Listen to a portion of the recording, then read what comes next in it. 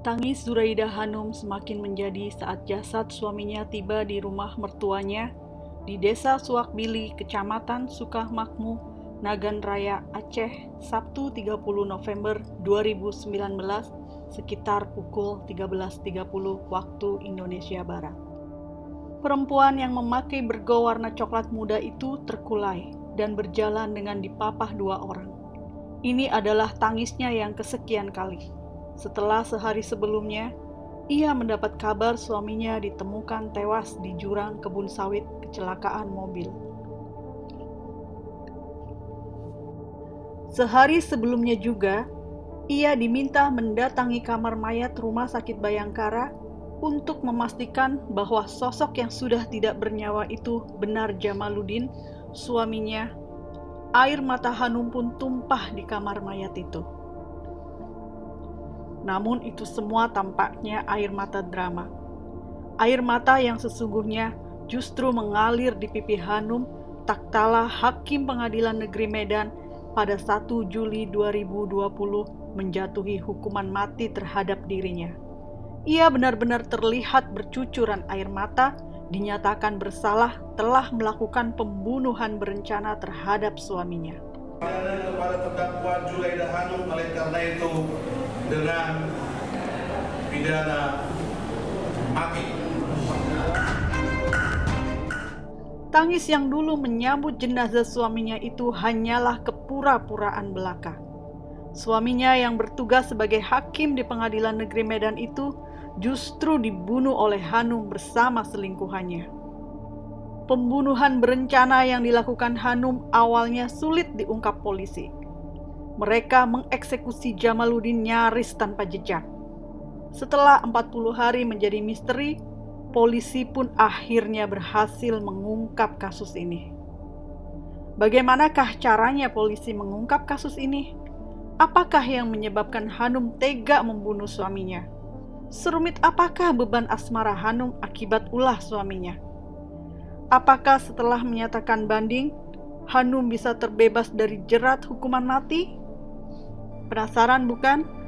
Silakan klik like, subscribe, dan tanda lonceng terlebih dahulu agar Anda bisa nyaman menyimak kisah ini. Medio 2018, di halaman sekolah, Zuraida Hanum merasakan ada semangat baru dalam dirinya. Saat menunggu anaknya keluar sekolah untuk kepulangan, ia berkenalan dengan Jeffrey Pratama yang juga sedang menjemput anaknya. Hampir tiap hari mereka pun bertemu saat antar jemput anak. Getar-getar asmara pun tumbuh pada 2 insan yang tak lagi muda itu. Hanum dan Jeffrey sudah sama-sama berumur 40 tahun. Jeffrey seorang duda, sementara Hanum masih menjadi istri sah Jamaluddin yang bekerja sebagai hakim di Pengadilan Negeri Medan. Jeffrey sempat mengajak Hanum mengunjungi rumah ibunya di Jalan Stella Raya, Kecamatan Medan Tuntungan, Kota Medan. Di kunjungan kedua, sang ibu yang bernama Rini menasehati Jeffrey agar berhati-hati karena Hanum masih menjadi istri orang. Namun apa daya nafsu asmara telah menyelimuti mereka. Hubungan terlarang itu semakin intens dan panas. Mereka beberapa kali melakukan hubungan badan di mobil dan bahkan di rumah Hanum. Pertemuan dengan Jeffrey seolah menjadi pelampiasan dan kesejukan bagi Hanum atas biduk rumah tangganya bersama Jamaluddin yang semakin memanas. Hanum mengaku kepada Jeffrey bahwa ia sedih tak kala mendapat kabar bahwa adiknya dilecehkan Jamaluddin saat Jamaluddin menginap di rumah adiknya yang ada di Bandung. Hanum juga mengaku cemas saat memergoki Jamaluddin akan mencabuli anak gadis hasil perkawinan pertamanya sebelum menikah dengan Jamaluddin. Hanum juga cemburu berat dengan Cut Rafika Lestari, asisten pribadi Jamaluddin di kantor. Maklum, Rafika dan Jamaluddin diisukan memiliki hubungan istimewa. Belakangan dibantah Rafika saat di persidangan kasus ini. Emosi Hanum semakin membuncah tak kala menerima laporan Liber Junianto Hutasoit, supir freelance yang direkrut Hanum. Liber yang juga ditugaskan untuk membuntuti Jamaluddin melaporkan bahwa Jamaluddin kerap menemui seorang perempuan di kafe. Liber juga pernah melihat seorang wanita masuk ke mobil Jamaluddin di PN Medan. Padahal Jamaluddin sedang ada kegiatan di kantornya. Di sisi lain, Jamaluddin justru merasa bahwa Hanum sudah berubah, terlalu posesif dan menguasai harta. Hanum dan Jamaluddin menikah pada tahun 2011. Itu adalah pernikahan kedua bagi Hanum dan Jamaluddin. Hanum seorang janda dan memiliki satu anak perempuan dari pernikahan sebelumnya. Dan Jamaluddin adalah duda yang memiliki 2 anak dari pernikahan sebelumnya. Sedangkan dari pernikahan dengan Jamaluddin, Hanum memiliki 1 anak perempuan. Setelah menikah, mereka tinggal di rumah milik Jamaluddin yang berada di komplek mewah di Royal Monaco di kota Medan. Di rumah ini mereka tinggal berempat, yakni Jamaluddin, Hanum, anaknya Hanum dari pernikahan sebelumnya, dan 1 anak dari pernikahan mereka berdua. Anak Jamaluddin dari pernikahan sebelumnya tinggal di luar kota. 1 bertugas sebagai dokter dan 1 kuliah di Jakarta. Sebagai ibu rumah tangga dengan fasilitas mewah, lama-lama membuat Hanum bosan. Hanum pun mencari aktivitas lain untuk memecah kebosanannya. Berbekal modal dari suaminya, ia kemudian berbisnis kebun kelapa sawit di Sumatera Utara. Awalnya kehidupan Hanum dan Jamaluddin terbilang bahagia, kehidupan yang mapan dan kondisi keuangan yang terus membaik. Namun, beberapa tahun berjalan biduk pernikahan mereka pun mulai diterpa gelombang. Sikap Hanum yang mulai mendominasi membuat Jamaluddin merasa tidak nyaman. Tidak hanya itu, Hanum selalu mencurigai Jamaluddin berselingkuh. Hanum sering meminta sopir pribadinya untuk memata-matai Jamaluddin. Karena sering dimata-matai membuat Jamaluddin tidak nyaman. Sikap posesif Hanum semakin hari semakin menjadi-jadi dan semakin membuat Jamaluddin tidak nyaman. Jamaluddin pun akhirnya sempat berpikir untuk menceraikan Hanum. Bahkan ia sempat punya pengacara untuk perceraian mereka. Namun, Hanum menolak untuk bercerai. Niatan Jamaluddin menceraikan dirinya membuat Hanum gelisah dan panik. Ia ingin tetap menguasai harta, namun bukan perceraian solusinya. Liber sang sopir sering menjadi tempat Hanum menumpahkan kegelisahannya. Hanum bahkan sempat menawari Liber untuk membunuh Jamaluddin, namun langsung ditolak oleh Liber. Kondisi itulah yang membuat perkenalannya dengan Jeffrey menjadi indah. Ia menemukan tempat curhat yang nyaman. Setelah berkenalan, Hanum mulai aktif curhat soal konflik pernikahannya dengan suaminya. Mulai dari suaminya yang berselingkuh dengan guru senam, sering video call dengan Cut Rafika, asisten pribadi Jamaluddin, hingga berselingkuh dengan Rina Hayati, di mana perselingkuhannya dengan Rina itu sampai digerebek oleh suami Rina yang datang dari Padang ke Medan. Begitu cerita Hanum. Sampai akhirnya, Hanum pun berselingkuh dengan Jeffrey. Mereka sudah 5 kali berhubungan badan, 2 kali di mobil Hanum dan 3 kali di kamarnya. 6 bulan menjalani hubungan dekat dengan Jeffrey, Hanum pun mulai berencana membangun hubungan serius dengan Jeffrey. Asmara Hanum dengan Jeffrey berkelindan dengan beban asmara akibat perselingkuhan suaminya. Belum lagi soal ancaman perceraian dari sang suaminya dan keinginan dirinya menguasai harta. Sungguh situasi yang rumit akibat diri yang dikuasai nafsu dan keinginan. November 2019, Hanum mengajak Jeffrey untuk bertemu di Everyday Cafe di Jalan Ring Road, Medan. Di pertemuan itu, Hanum menceritakan bahwa dirinya sudah tidak sanggup lagi menjalani pernikahan dengan Jamaluddin dan ingin mati saja. Mendengar cerita Hanum, Jeffrey pun langsung menyahut, "Ngapain kau yang mati? Dia yang bejat. Kau yang mati, dialah yang harus mati," ujar Jeffrey.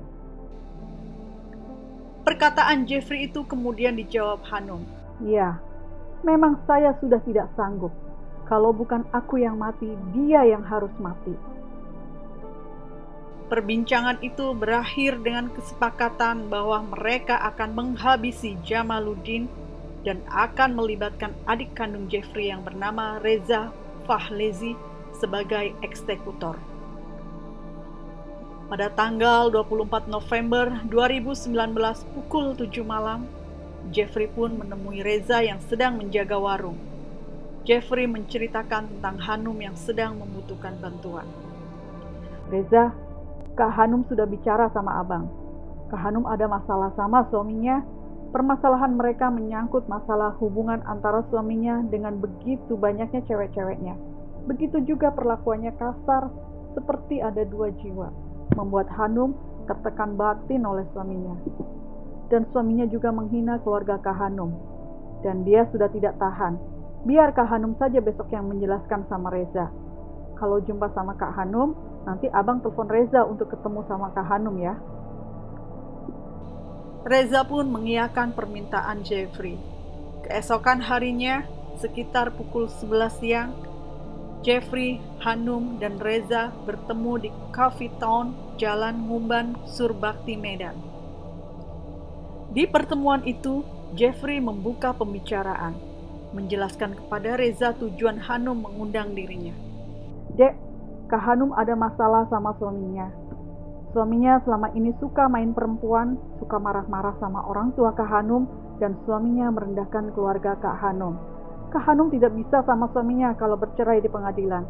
Dia mau agar suaminya dibunuh." Reza kemudian menimpali dengan bertanya kepada Hanum, "Betul itu Kak, nanti kakak cuma manfaatin Bang Jeffrey. Karena setahu Rez, Bang Jeffrey orangnya lurus gak neko-neko dari dulu. Kakak serius gak nyuruh kayak gitu?" Hanum pun menjawab, "Iya serius. Memang rencana kami mau nikah sama Bang Jeffrey bukan main-main. Selama ini kakak udah gak tahan. Udah lama kakak pendam. Udah cukup sakit hatilah. Reza memang betul mau bantuin Bang Jeffrey sama kakak untuk bunuh suami kakak. Nanti kalau udah membunuh, kakak kasih uang 100 juta. Dan setelah itu nanti kita umroh." Mendapat iming-iming itu, Reza pun langsung mengiyakan penawaran Hanum. Hanum kemudian menjelaskan secara detail rencana mereka untuk mengeksekusi Jamaluddin. "Nanti habis maghrib, jam 7 aku jemput depan pajak Johor. Terus habis itu kalian kubawa ke rumah. Nanti sampai di rumah kalian di atas, di lantai 3, di loteng aja. Nanti jam 1 ku miss call. Baru kalian masuk eksekusi. Kamar nggak aku kunci, terus kalian masuk. Nanti kain sudah aku siapkan di atas pinggir tempat tidur. Nanti satu orang bekap pakai kain, satu lagi pegang tangan dan badan. Dan nanti aku menahan kakinya. Jadi kita buat seakan-akan kematian itu dikarenakan sakit jantung." Begitulah Hanum menjelaskan detail rencananya. Reza pun diberi uang tunai 2 juta rupiah untuk membeli ponsel, jaket, sarung tangan, dan masker. "Jangan lupa nanti dipakai masker dan sarung tangannya, Za." Begitu Jeffrey mengingatkan Reza. 2 hari berlalu, belum ada komando dari Hanum untuk mengeksekusi rencana tersebut. Baru pada tanggal 28 November 2024, sekitar pukul 3 sore, Hanum menghubungi Jeffrey. Kemudian, mereka bertemu di Vika Coffee yang berada di Medan Resort City. Jeffrey kemudian memberikan handphone dan SIM card baru yang dibeli oleh Reza kepada Hanum. Handphone itulah yang akan digunakan Hanum untuk komunikasi saat eksekusi. Sekitar pukul 18.30, Hanum menghubungi Jeffrey bahwa ia akan menjemput mereka setengah jam lagi di depan pajak Johor. Persis jam 7 malam, Hanum menggunakan mobil Camry warna hitam menjemput Reza dan Jeffrey. Jam 7:10 mereka tiba di rumah Hanum. Sesuai rencana, begitu mereka sampai di rumah, Reza dan Jeffrey pun langsung naik ke lantai 3. Saat itu, Jamaluddin belum pulang. Pada jam 8 malam, Hanum kemudian mengirim pesan WhatsApp kepada suaminya menanyakan jam berapa pulang. Jamaluddin membalasnya dan mengatakan dia sudah di rumah di ruang tamu. Mereka hanya selisih beberapa menit tiba di rumah yang berada di perumahan Royal Monaco itu. Jam 8.30 malam, Hanum naik ke lantai 3, menginformasikan bahwa suaminya sudah pulang. Hanum kemudian langsung turun dan menemui suaminya di ruang tamu. Mereka kemudian makan malam bersama di dapur. Setelah makan, mereka kembali ke ruang tamu. Pada jam 9 malam, datang adik kandung Hanum yang bernama Rolly Irwanda. Rolly biasa bertamu dan menginap di rumah itu. Saat Jamaluddin berbincang dengan Rolly, Hanum kembali naik ke lantai 3 memberikan 1 botol Tupperware air mineral kepada Reza dan Jeffrey, sambil menginformasikan bahwa suaminya masih di ruang tamu.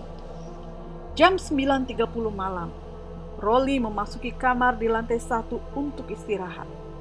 Dan pada jam 10 malam, Kaze, anak mereka yang masih SD, memanggil Hanum dan mengajaknya tidur. Pada jam 11 malam, Jamaluddin masuk ke kamar dan tidur persis di samping Hanum. Hanum berada di tengah antara Kaze dan Jamaluddin. Persis pukul 1 dini hari, Hanum memeriksa apakah suaminya sudah benar-benar tidur. Setelah memastikan suaminya tertidur pulas, Hanum miss call ke handphone Jeffrey memberi tanda bahwa target siap dieksekusi. Jeffrey dan Reza pun langsung turun ke lantai 2. Jeffrey perlahan membuka pintu kamar yang tidak dikunci itu. Jeffrey masuk dan memastikan Jamaluddin sudah tertidur. Pencahayaan kamar berasal dari TV di dalam kamar yang masih menyala. Reza kemudian masuk sambil mengambil kain sarung bantal warna kuning kombinasi hijau yang sudah disiapkan Hanum di pinggir kasur. Jeffrey kemudian naik mengangkangi perut Jamaluddin. Dengan kedua dengkulnya, ia menjepit perut Jamaluddin serta kedua tangannya memegangi kedua tangan Jamaluddin. Reza kemudian membekap hidung dan mulut Jamaluddin menggunakan kain sarung bantal. Jamaluddin meronta. Mereka pun semakin kuat membekap dan Hanum turut membantu dengan menekan kaki Jamaluddin dengan kedua kakinya. Saat adegan itu, Kaze terbangun. Hanum langsung menutupi anaknya dengan bed cover agar anaknya tidak melihat kejadian dan menepuk-nepuk anaknya agar kembali tidur. Selang 5 menit, Jamaluddin tidak bergerak lagi. Mereka kemudian memeriksa Jamaluddin untuk memastikan sang hakim telah meninggal. Reza dan Jeffrey diminta kembali ke lantai 3 sambil menunggu perintah selanjutnya, sementara Hanum tidur bersama Kaze dan mayat suaminya. Pukul 3 dini hari, Hanum bangun dan memindahkan Kaze ke kamar SK. Setelah itu, Hanum ke lantai 3 mengajak Jeffrey dan Reza kembali ke kamar melihat jasad Jamaluddin. Hanum panik karena di hidung Jamaluddin ada bekas memar. Skenario mati kena serangan jantung menjadi berantakan. Hanum memutar otak. Ia kemudian memerintahkan Jeffrey dan Reza membuang jasad Jamaluddin ke jurang Brastagi atau Belawan menggunakan mobil Prado milik Hanum. Jeffrey pun bergegas. Ia berpikir harus saat itu juga, saat pagi masih gelap, demi keamanan mereka. Namun dicegah oleh Hanum. Justru hal itu bisa membuat satpam perumahan curiga karena suaminya tidak pernah keluar sepagi itu. Hanum kemudian mengambil pakaian training olahraga Pengadilan Negeri Medan dari dalam lemari karena pada saat itu hari Jumat. Lalu ia meminta Jeffrey dan Reza untuk membantu memakaikan pakaian training tersebut ke tubuh Jamaluddin, yang mana saat itu tubuhnya sudah mulai kaku. Hanum juga memakaikan cincin jam tangan dan kalung ke tubuh Jamaluddin, persis seperti halnya ia hendak akan ke kantor. Jam 4 pagi, mayat Jamaluddin kemudian diangkat ke lantai 1 dan dimasukkan ke dalam mobil di bagian tengah. Mobil dikendarai Jeffrey, sedangkan Reza mengikutinya dengan menggunakan motor. Di tepi jurang perkebunan sawit, persneleng mobil Matic itu dimasukkan ke gigi D, kemudian dibiarkan Jeffrey mobil itu meluncur sendiri jatuh ke jurang. Mobil Prado itu kemudian ditemukan bagian depan rusak berat terkena benturan pohon sawit di perladangan kebun sawit milik Darman Sembiring di Dusun 2, Namo Bintang, Desa Sukadame, Kecamatan Kuta Limbaru, Kabupaten Deli Serdang. Pukul 12 siang, mayat Jamaluddin dalam mobil itu ditemukan oleh Edward Tarigan bersama istrinya Litnawati Sembiring saat akan pergi ke ladang. Eddie Erison sebagai kepala dusun kemudian melaporkan ke anggota Babin Kamtibnas Yudi Lapia. Polisi lalu melakukan olah TKP. Sosok mayat laki-laki berpakaian olahraga warna hijau berlogo Pengadilan Negeri Medan ditemukan kaku terlentang di bawah jok tengah. Di dalam mobil ditemukan pula barang-barang milik korban berupa handphone, dompet, laptop, dan berkas-berkas lainnya yang disimpan di dalam tas. Pada saat olah TKP, polisi melihat ada sesuatu yang janggal, bahwa itu bukanlah kecelakaan lalu lintas. Kendaraan terjun ke jurang, posisi mayat di tengah mengindikasikan bahwa yang bersangkutan telah dibunuh.